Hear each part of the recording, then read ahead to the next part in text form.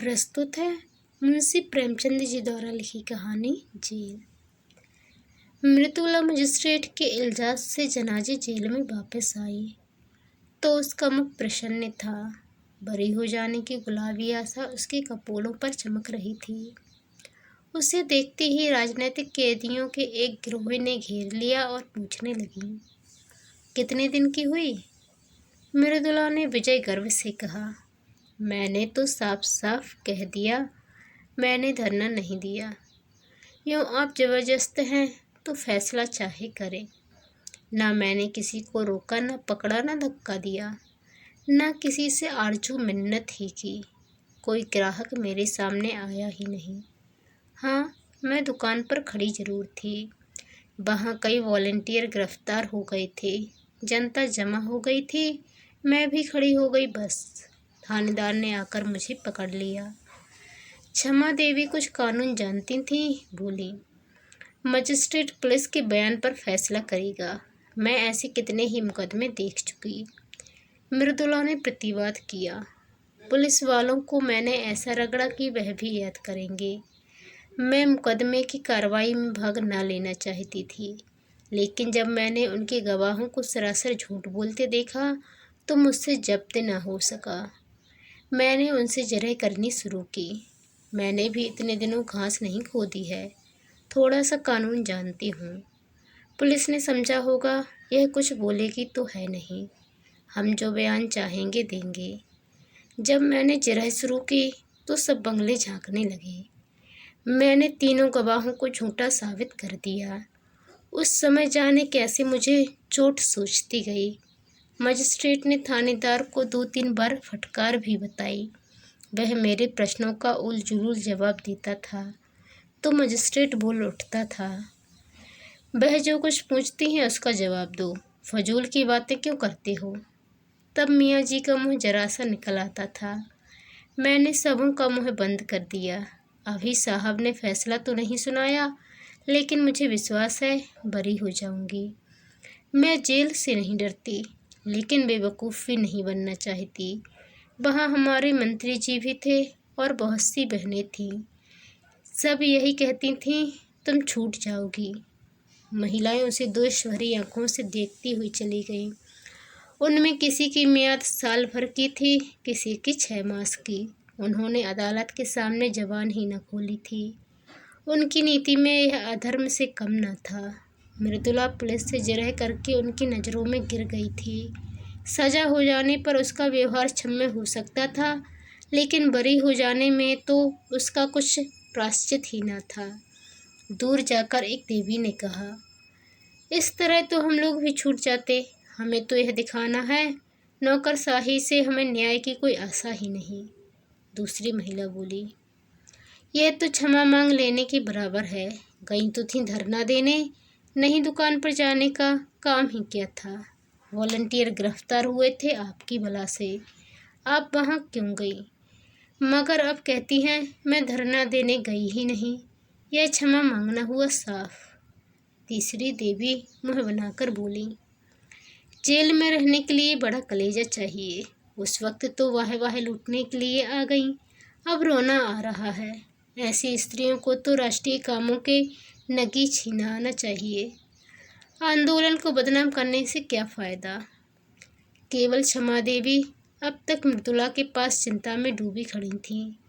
उन्होंने एक उद्दंड व्याख्यान देने के अपराध में साल भर की सज़ा पाई थी। दूसरे जिले से 1 महीना हुआ यहाँ आई थीं। अभी मियाद पूरी होने में 8 महीने बाकी थे। यहाँ की 15 कैदियों में किसी से उनका दिल न मिलता था।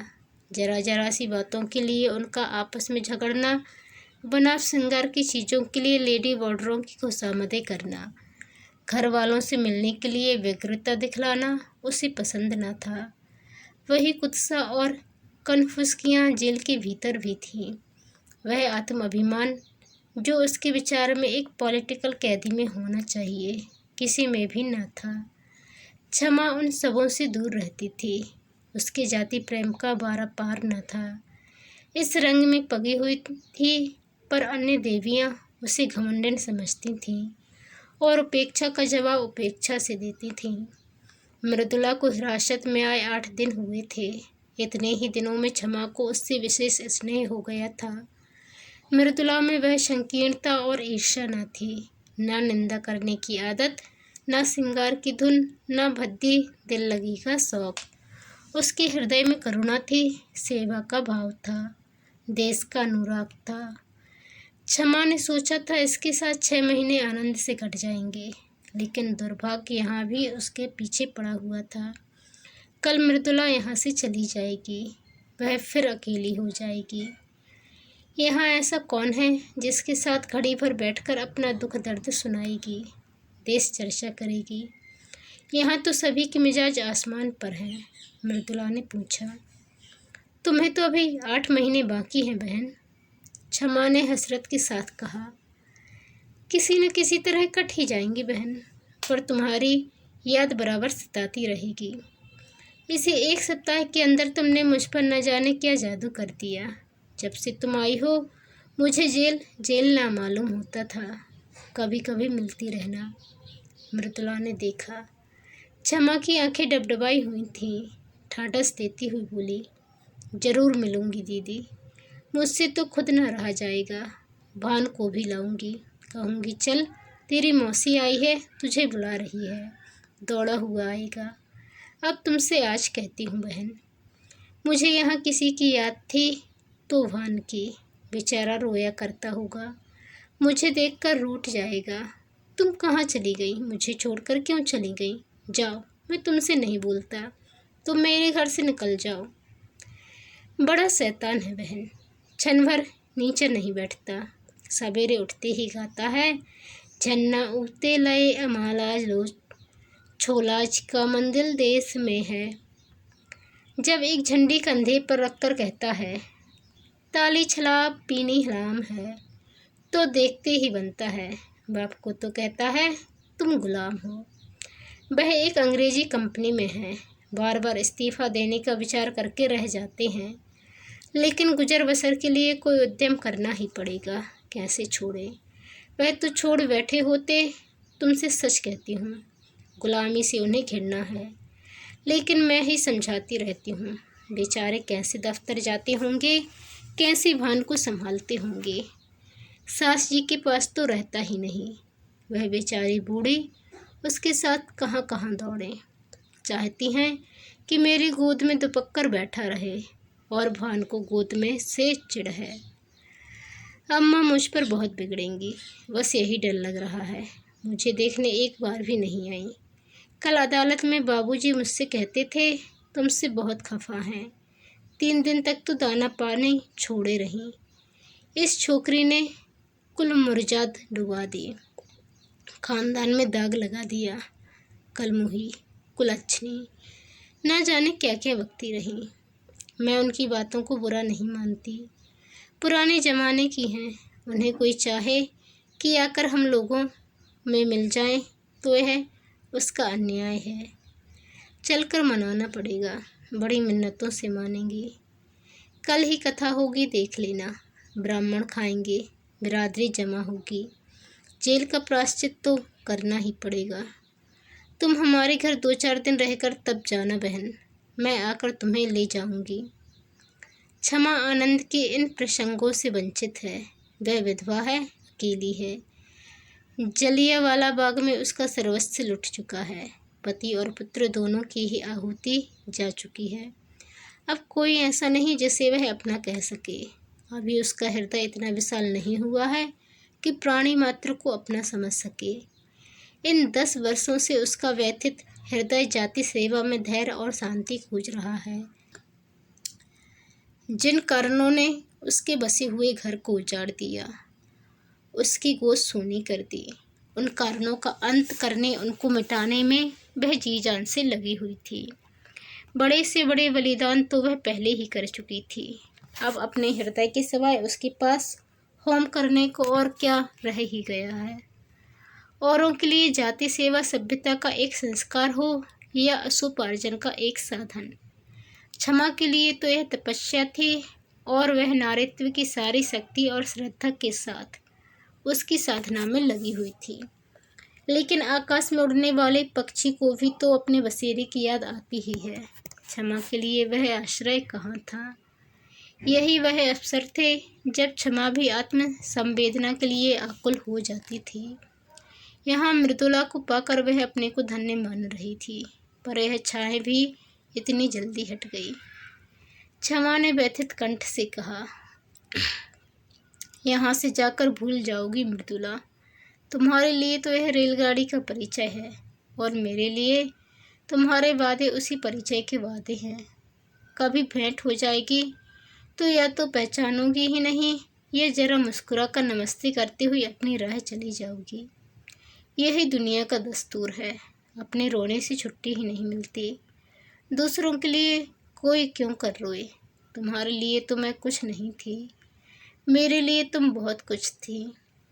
मगर अपने प्रियजनों में बैठकर कभी कभी इस अभागिनी को जरूर याद कर लिया करना। भिखारी के लिए चुटकी भर आटा ही बहुत है। दूसरे दिन मजिस्ट्रेट ने फैसला सुना दिया। मृदुला बरी हो गई।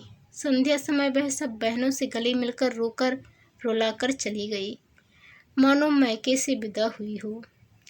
3 महीने बीत गए, पर मृदुला एक बार भी न आई, और कैदियों से मिलने वाले आते रहते थे। किसी किसी के घर से खाने पीने की चीज़ें और सौगातें आ जाती थीं, लेकिन क्षमा का पूछने वाला कौन बैठा था। हर महीने के अंतिम रविवार को प्रातःकाल से ही मृदुला की बाट जोहने लगती। जब मुलाकात का समय निकल जाता तो जरा देर रोकर मन को समझा लेती। जमाने का यही दस्तूर है। एक दिन शाम को क्षमा संध्या करके उठी थी कि देखा मृदुला सामने चली आ रही है। ना वह रूप रंग है, ना वह कांति। दौड़कर उसके गले से लिपट गई और रोती हुई बोली, यह तेरी क्या दशा है मृदुला? सूरत ही बदल गई, क्या बीमार है क्या? मृदुला की आंखों से आंसुओं की झड़ी लगी हुई थी। बोली, बीमार तो नहीं हूँ बहन, विपत्ति से बिंधी हुई हूँ। तुम मुझे खूब कोस रही होगी।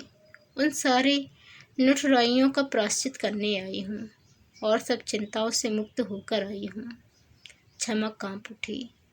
अंतःस्थल की गहराइयों से एक लहर सी उठती हुई जान पड़ी, जिसमें उनका अपना अतीत जीवन टूटी हुई नौकाओं की भांति उतराता हुआ दिखाई दिया। रुधे हुए कंठ से बोली, कुशल तो है बहन? इतनी जल्दी तुम यहाँ फिर क्यों आ गई? अभी तो 3 महीने भी नहीं हुए। मृदुला मुस्कुराई, पर उसकी मुस्कुराहट में रुदन छिपा हुआ था। फिर बोली, अब सब कुशल है बहन, सदा के लिए कुशल है, कोई चिंता ही नहीं रही। अब यहाँ जीवन पर्यटन रहने को तैयार हूँ। तुम्हारे स्नेह और कृपा का मूल्य अब समझ रही हूँ। उसने एक ठंडी सांस ली और सचल नेत्रों से बोली, तुम्हें बाहर की खबरें क्या मिली होंगी? परसों शहर में गोलियां चली। देहातों में आजकल संगीनों की नोक पर लगान वसूल किया जा रहा है। किसानों के पास रुपए हैं नहीं, दे तो कहाँ से दें। अनाज का भाव दिन दिन गिरता जाता है। 1.25 रुपए में मन भर गेहूँ आता है। मेरी उम्र ही अभी क्या है। अम्मा जी भी कहती हैं कि अनाज इतना सस्ता कभी नहीं था। खेत की उपज से बीजों तक के दाम नहीं आते। मेहनत और सिंचाई इसके ऊपर। गरीब किसान लगान कहाँ से दे? उस पर सरकार का हुक्म है कि लगान कड़ाई के साथ वसूल किया जाए।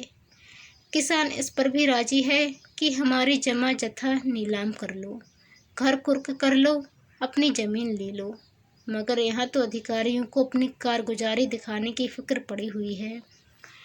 वह चाहे प्रजा को चक्की में पीस ही क्यों न डालें, सरकार उन्हें मना न करेगी। मैंने सुना है कि वह उल्टे और सह देती है। सरकार को तो अपने कर से मतलब है। प्रजा मरे या जिए उससे कोई प्रयोजन नहीं। अक्सर जमींदारों ने तो लगान वसूल करने से इनकार कर दिया है। अब पुलिस उनकी मदद पर भेजी गई है। भैरवगंज का सारा इलाका लूटा जा रहा है, मरता क्या न करता। किसान भी घर बार छोड़ छोड़कर भागे जा रहे हैं। एक किसान के घर में घुसकर कई कांस्टेबलों ने उसे पीटना शुरू किया। बेचारा बैठा मार खाता रहा। उसकी स्त्री से ना रहा गया। सामत के मारे कांस्टेबलों को कुवचन कहने लगी। बस एक सिपाही ने उसे नंगा कर दिया। क्या कहूँ बहन, कहते शर्म आती है। हमारे ही भाई इतनी निर्दयता करें, इससे ज़्यादा दुख और लज्जा की और क्या बात होगी। किसान से जब्त न हुआ, कभी पेट भर गरीबों को खाने को तो मिलता नहीं। इस पर इतना कठोर परिश्रम, ना देह में बल है ना दिल में हिम्मत, पर मनुष्य का हृदय ही तो ठहरा। बेचारा बेदम पड़ा हुआ था। स्त्री का चिल्लाना सुनकर उठ बैठा और उस दुष्ट सिपाही को धक्का देकर जमीन पर गिरा दिया। फिर दोनों में कुस्तम कुश्ती होने लगी। एक किसान किसी पुलिस के आदमी के साथ इतनी बेअदबी करे, इसे भला वह कहीं बर्दाश्त कर सकती है। सब कांस्टेबलों ने गरीब को इतना मारा कि वह मर गया। क्षमा ने कहा। गांव के और लोग तमाशा देखते रहे होंगे। मृदुला तीव्र कंठ से बोली, बहन, प्रजा की तो हर तरह से मरण है। अगर 10-20 आदमी जमा हो जाते तो पुलिस कहती हमसे लड़ने आए हैं, डंडे चलाने शुरू करती, और अगर कोई आदमी क्रोध में आकर एक आध कंकड़ फेंक देता तो गोलियां चला देती। 10-20 आदमी भुन जाते, इसलिए लोग जमा नहीं होते। लेकिन जब वह किसान मर गया तो गांव वालों को तैस आ गया। लाठियां ले लेकर दौड़ पड़े और कांस्टेबलों को घेर लिया। संभव है 2-4 आदमियों ने लाठियां चलाई भी हों। कांस्टेबलों ने गोलियां चलानी शुरू की। 2-3 सिपाहियों को हल्की चोटें आईं। उसके बदले में 12 आदमियों की जानें ले ली गई और कितनों के ही अंग भंग कर दिए गए। इन छोटे छोटे आदमियों को इसलिए तो इतने अधिकार दिए गए हैं कि उनका दुरुपयोग करें। आधे गांव का कत्लेआम करके पुलिस विजय के नगाड़े बजाती हुई लौट गई। गांव वालों की फरियाद कौन सुनता। गरीब हैं, बेकस है, अपंग हैं, जितने आदमियों को चाहो मार डालो। अदालत और हाकिमों से तो उन्होंने न्याय की आशा करना ही छोड़ दिया। आखिर सरकार ही ने तो कांस्टेबलों को यह मुहिम सर करने के लिए भेजा था। वह किसानों की फरियाद क्यों सुनने लगी। मगर आदमी का दिल फरियाद किए बगैर नहीं मानता। गांव वालों ने अपने शहर के भाइयों से फरियाद करने का निश्चय किया। जनता और कुछ नहीं कर सकती, हमदर्दी तो करती है। दुख कथा सुनकर आंसू तो बहाती है। दुखियारों को हमदर्दी के आंसू भी कम प्यारे नहीं होते। अगर आसपास के गांव के लोग जमा होकर उनके साथ रो लेते तो गरीबों के आंसू पुछ जाते। किंतु पुलिस ने उस गांव की नाकेबंदी कर रखी थी। चारों सीमाओं पर पहरे बिठा दिए गए थे। यह घाव पर नमक था, मारते भी हो और रोने भी नहीं देते। आखिर लोगों ने लाशें उठाईं और शहर वालों को अपनी विपत्ति की कथा सुनाने चले। इस हंगामे की खबर पहले ही शहर में पहुंच गई थी। इन लाशों को देखकर जनता उत्तेजित हो गई और जब पुलिस के अध्यक्ष ने इन लाशों का जुलूस निकालने की अनुमति ना दी तो लोग और भी झल्लाए। बहुत बड़ा जमाव हो गया। मेरे बाबूजी भी इसी दल में थे और मैंने उन्हें रोका, मत जाओ, आज का रंग अच्छा नहीं है। तो कहने लगे, मैं किसी से लड़ने थोड़े ही जाता हूँ। जब सरकार की आज्ञा के विरुद्ध जनाजा चला तो 50,000 आदमी साथ थे। उधर 500 सशस्त्र पुलिस रास्ता रोके खड़ी थी। सवार, प्यादे, सार्जेंट, पूरे फौज थी। हमने हत्थों के सामने इन नामर्दों को तलवारें चमकाते और झनकारते सर में भी नहीं आती। जब बार बार पुलिस की धमकियों पर भी लोग ना भागे तो गोलियां चलाने का हुक्म हो गया। घंटे भर बराबर फैर होते रहे, पूरे घंटे तक। कितने मरे कितने घायल हुए कौन जानता है। मेरा मकान सड़क पर है। मैं छज्जे पर खड़ी दोनों हाथों से दिल थामे कांपती थी। पहली बाढ़ चलते ही भगदड़ पड़ गई। हजारों आदमी बदहवास भागे चले जा रहे थे। बहन, वह दृश्य अभी तक आंखों के सामने है। कितना भीषण, कितना रोमांचकारी और कितना लज्जास्पद। ऐसा जान पड़ता था कि लोगों के प्राण आंखों से निकले पड़ते हैं। मगर इन भागने वालों के पीछे वीर व्रतधारियों का दल था, जो पर्वत की भांति अटल खड़ा छातियों पर गोलियां खा रहा था और पीछे हटने का नाम न लेता था। बंदूकों की आवाज़ें साफ सुनाई देती थीं और हर एक धाएं धाएं के बाद हजारों गलों से जय की गहरी गगनभेदी ध्वनि निकलती थी। उस ध्वनि में कितनी उत्तेजना थी, कितना आकर्षण, कितना उन्माद। बस यही जी चाहता था कि जाकर गोलियों के सामने खड़ी हो जाऊं और हंसते हंसते मर जाऊं। उस समय ऐसा भान होता था कि मर जाना कोई खेल है। अम्मा जी कमरे में भान को लिए मुझे बार बार भीतर बुला रही थीं। जब मैं ना गई तो वह भान को लिए हुए छज्जे पर आ गई। उसी वक्त 10-12 आदमी एक स्ट्रेचर पर हृदय की लाश लिए हुए द्वार पर आए। अम्मा की उन पर नज़र पड़ी, समझ गई। मुझे तो सकता सा हो गया। अम्मा ने जाकर एक बार बेटे को देखा, उसे छाती से लगाया, चूमा, आशीर्वाद दिया और उन्मत्त दशा में चौरास्ते की तरफ चली, जहाँ से अब भी धाएं और जय की ध्वनि बारी बारी से आ रही थी। मैं हतबुद्धि सी खड़ी, कभी स्वामी को लाश को देखती थी, कभी अम्मा को। ना कुछ बोली, ना जगह से हिली, ना रोई, ना घबराई। मुझ में जैसे स्पंदन ही न था, चेतना जैसे लुप्त हो गई हो। क्षमा। तो क्या अम्मा भी गोलियों के स्थान पर पहुंच गई? मृदुला। हाँ, यही तो विचित्रता है बहन। बंदूक की आवाज़ें सुनकर कानों पर हाथ रख लेती थीं, खून देखकर मूर्छित हो जाती थीं। वही अम्मा वीर सत्याग्रहियों को, सफ़ों को चीरती हुई सामने खड़ी हो गई और एक ही क्षण में उनकी लाश भी जमीन पर गिर पड़ी।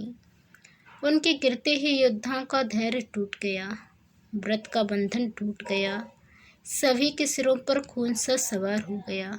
निहत्थे थे, असक्त थे, पर हर एक अपने अंदर अपार शक्ति का अनुभव कर रहा था। पुलिस पर धावा कर दिया। सिपाहियों ने इस बाढ़ को आते देखा तो होश जाते रहे, जाने लेकर भागे, मगर भागते हुए भी गोलियां चलाते जाते थे। छान छज्जे पर खड़ा था, न जाने किधर से एक गोली आकर उसकी छाती में लगी। मेरा लाल वहीं पर गिर पड़ा, सांस तक न ली, मगर मेरी आंखों में अब भी आंसू न थे। मैंने प्यारे भान को गोद में उठा लिया, उसकी छाती से खून के फव्वारे निकल रहे थे। मैंने उसे जो दूध पिलाया था, उसे वह खून से अदा कर रहा था। उसके खून से तर कपड़े पहने हुए मुझे वह नशा हो रहा था, जो शायद उसके विवाह में गुलाल से तर रेशमी कपड़े पहनकर भी न होता। लड़कपन, जवानी और मौत, तीनों मंजिलें एक ही हिचकी में तमाम हो गई। मैंने बेटे को बाप की गोद में लेटा दिया। इतने में कई स्वयंसेवक अम्मा जी को भी लाए। मालूम होता था लेटी हुई मुस्कुरा रही हैं, मुझे तो रोकती रहती थीं और खुद इस तरह जाकर आग में कूद पड़ी, मानो वह स्वर्ग का मार्ग हो। बेटे ही के लिए जीती थी, बेटे को अकेला कैसे छोड़ती। जब नदी के किनारे तीनों लाशें एक ही चिता में रखी गई, तब मेरा सकता टूटा, होश आया। एक बार जी में आया चिता में जा बैठूं। सारा कुनबा एक साथ ईश्वर के दरबार में जा पहुँचे। लेकिन फिर सोचा, तूने अभी ऐसा कौन काम किया है जिसका इतना ऊंचा पुरस्कार मिले बहन। चिता की लपटों में मुझे ऐसा मालूम हो रहा था कि अम्मा जी सचमुच भान को गोद में लिए बैठी मुस्कुरा रही हैं और स्वामी जी खड़े मुझसे कह रहे हैं, तुम जाओ और निश्चिंत होकर काम करो। मुख पर कितना तेज था। रक्त और अग्नि ही में तो देवता बसते हैं। मैंने सिर उठाकर देखा, नदी के किनारे न जाने कितनी चिताएं जल रही थीं। दूर से वह चितावली ऐसी मालूम होती थी मानो देवता ने भारत का भाग्य गढ़ने के लिए यह भट्टियां जलाई हों। जब चिताएं राख हो गई तो हम लोग लौटे, लेकिन उस घर में जाने की हिम्मत न पड़ी। मेरे लिए अब वह घर घर न था। मेरा घर तो अब यह है जहाँ बैठी हूँ, या फिर वही चिता। मैंने घर का द्वार भी नहीं खोला, महिला आश्रम में चली गई। कल की गोलियों में कांग्रेस कमेटी का सफाया हो गया था। वह संस्था बागी बना डाली गई थी। उसके दफ्तर पर पुलिस ने छापा मारा और उस पर अपना ताला डाल दिया। महिला आश्रम पर भी हमला हुआ, उस पर अपना ताला डाल दिया गया। हमने एक वृक्ष की छाया में अपना नया दफ्तर बनाया और स्वच्छंदता के साथ काम करते रहे। यहाँ दीवारें हमें कैद न कर सकती थीं, हम भी वायु के समान मुक्त थे। संध्या समय हमने एक जुलूस निकालने का फैसला किया। कल के रक्तपात की स्मृति, हर्ष और मुबारकबाद में जुलूस निकालना आवश्यक था। लोग कहते हैं जुलूस निकालने से क्या होता है, इससे यह सिद्ध होता है कि हम जीवित हैं, अटल हैं और मैदान से हटे नहीं हैं। हमें अपनी हार न मानने वाले आत्माभिमान का प्रमाण देना था। हमें यह दिखाना था कि हम गोलियों और अत्याचार से भयभीत होकर अपने लक्ष्य से हटने वाले नहीं, और हम उस व्यवस्था का अंत करके रहेंगे जिसका आधार स्वार्थपरता और खून पर है। उधर पुलिस ने भी जुलूस को रोककर अपनी शक्ति और विजय का प्रमाण देना आवश्यक समझा। शायद जनता को धोखा हो गया हो कि कल की दुर्घटना ने नौकरशाही का नैतिक ज्ञान जागृत कर दिया है। इस धोखे को दूर करना उसने अपना कर्तव्य समझा। वह यह दिखा देना चाहती थी कि हम तुम्हारे ऊपर शासन करने आए हैं और शासन करेंगे। तुम्हारी खुशी या नाराजगी की हमें परवाह नहीं है। जुलूस निकालने की मनाही हो गई। जनता को चेतावनी दे दी गई कि खबरदार, जुलूस में न आना, नहीं दुर्गति होगी। इसका जनता ने वह जवाब दिया जिसने अधिकारियों की आंखें खोल दी होंगी। संध्या समय 50,000 आदमी जमा हो गए। आज का नेतृत्व मुझे सौंपा गया था। मैं अपने हृदय में एक विचित्र बल और उत्साह का अनुभव कर रही थी। एक अबला स्त्री जिसे संसार का कुछ ज्ञान नहीं, जिसने कभी घर से बाहर पाँव नहीं निकाला, आज अपने प्यारों के उत्सर्ग की बदौलत उस महान पद पर पहुंच गई थी जो बड़े बड़े अफसरों को भी, बड़े से बड़े महाराजा को भी प्राप्त नहीं। मैं इस समय जनता के हृदय पर राज कर रही थी। पुलिस अधिकारियों की इसलिए गुलामी करती है कि उसे वेतन मिलता है। पेट की गुलामी उससे सब कुछ करवा लेती है। महाराजा का हुक्म लोग इसलिए मानते हैं कि उससे उपकार की आशा या हानि का भय होता है। यह अपार जनसमूह क्या मुझसे किसी फायदे की आशा रखता था? उसे मुझसे किसी हानि का भय था? कदापि नहीं।